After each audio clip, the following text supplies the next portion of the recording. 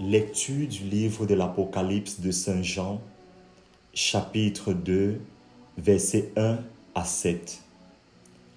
À l'ange de l'église qui est à Éphèse, écrit: Ainsi parle celui qui tient les 7 étoiles dans sa main droite, qui marche au milieu des 7 chandeliers d'or. Je connais tes actions, ta peine, ta persévérance. Je sais que tu ne peux supporter les malfaisants. Tu as mis à l'épreuve ceux qui se disent apôtres et ne le sont pas. Tu as découvert qu'ils étaient menteurs. Tu ne manques pas de persévérance et tu as tant supporté pour mon nom sans ménager ta peine. Mais j'ai contre toi que ton premier amour tu l'as abandonné. Eh bien, rappelle-toi d'où tu es tombé, convertis-toi. Reviens à tes premières actions, sinon je vais venir à toi et je délogerai ton chandelier de sa place si tu ne t'es pas converti. Pourtant, tu as cela pour toi que tu détestes les agissements des Nicolaïtes, et je les déteste moi aussi. Celui qui a des oreilles, qu'il entende ce que l'Esprit dit aux églises. Au vainqueur, je donnerai de goûter à l'arbre de la vie qui est dans le paradis de Dieu. Bien-aimés du Seigneur, je vous salue de tout cœur au nom de notre Seigneur qui marche avec nous. Et cette lettre à l'église d'Éphèse que nous venons d'écouter est vraiment d'actualité. Le Seigneur dit à cette église: je connais ta souffrance, tes labeurs, ta constance. Je voudrais m'attarder particulièrement sur ce terme, la constance. Oui, le Seigneur connaît la constance de cette église, des fidèles de cette église, comme il nous connaît chacun personnellement. Il connaît aussi nos communautés, nos églises particulières, ce que nous vivons, même loin des caméras. Le Seigneur voit cela et il valorise ce qu'il y a de bien dans ce que nous vivons en son nom. Donc il connaît la constance de cette communauté et je pense que cela nous interpelle tous dans notre propre constance. Normalement, une vie chrétienne doit être menée dans la constance. Il y a des choses que nous devrions faire avec constance si nous sommes vraiment à la suite du Seigneur. C'est un terme qui signifie la régularité dans l'accomplissement de ce qui est bien pour la gloire de Dieu et pour le salut de ceux que nous servons.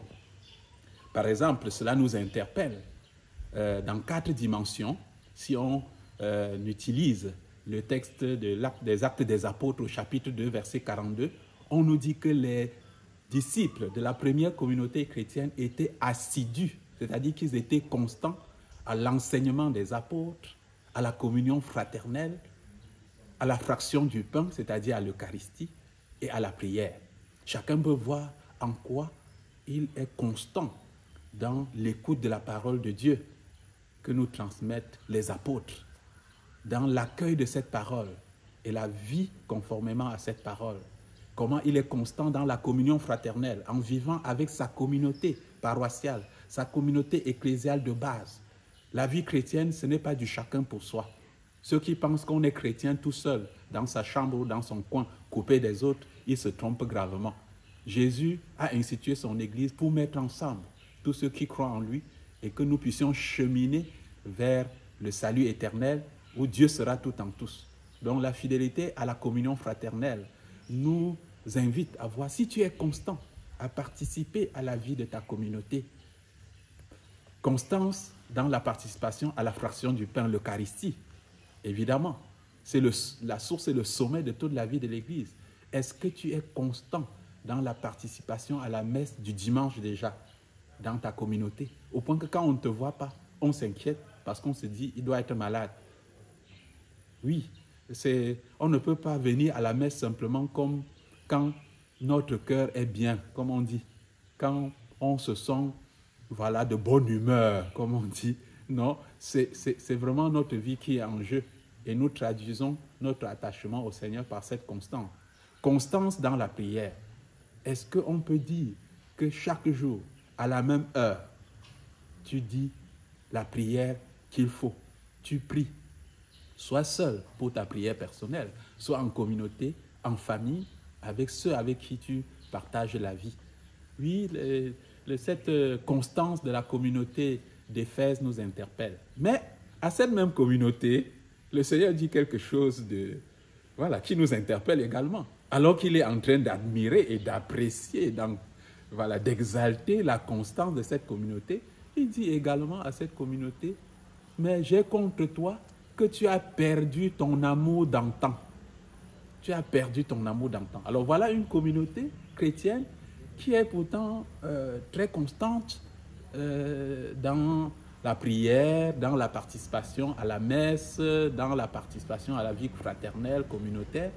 Pourtant, à qui on reproche de n'avoir plus cet amour d'antan.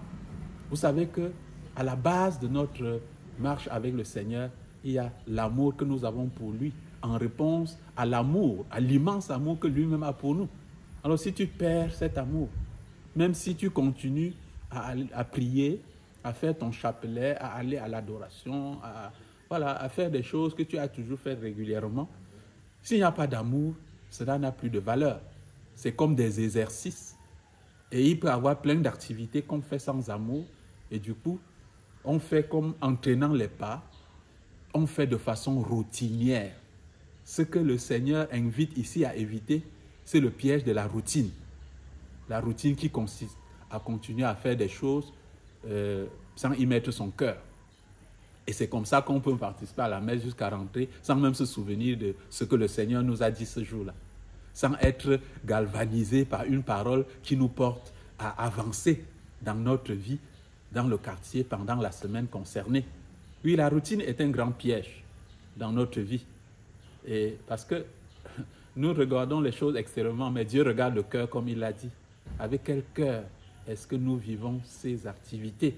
C'est donc une invitation à dynamiser notre constance toujours par un grand amour pour le Seigneur et un grand amour pour les autres, pour nos frères et sœurs.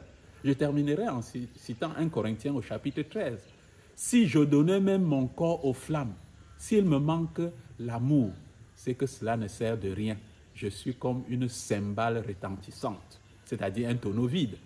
Voilà. Ce qui donne de la valeur à ce que nous faisons, que nous soyons prêtres, que nous soyons évêques, que nous soyons simples laïcs, mariés ou célibataires, etc. Ce que nous faisons pour le Seigneur et qui le glorifie vraiment, c'est ce que nous faisons avec amour. C'est ce que je souhaite pour chacun d'entre vous et j'invoque pour vous la bénédiction divine pour que vous soyez constants dans votre participation à la vie de l'Église, mais pas de n'importe quelle constance, que vous ayez cette constance dynamisée par l'amour et cela vous poussera à aller toujours de l'avant.